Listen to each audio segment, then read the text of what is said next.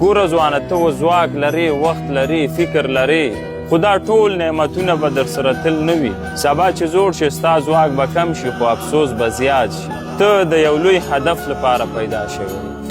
ته د دې لپاره نه یې پیدا شوی چې ټوله ورځ په موبایل کې تېره کړې او یا د دنیا په شهواتو پسې روان اوسې ته د الله بنده یې الله درته ستر مقام درکړی خو تا ځان ټیټ کړی او خپل ارزښت دې هیر کړی اوس توبه وباسه اوس بیداره شه اوس خپله هدف پیدا کړه سبا ناوخته کیدی شي ځواني یو ځل راځي دا د الله لارې ته او خپلو اهدافو ته وقف کړه دا د دنیا په بازارونو کې مه هرڅوه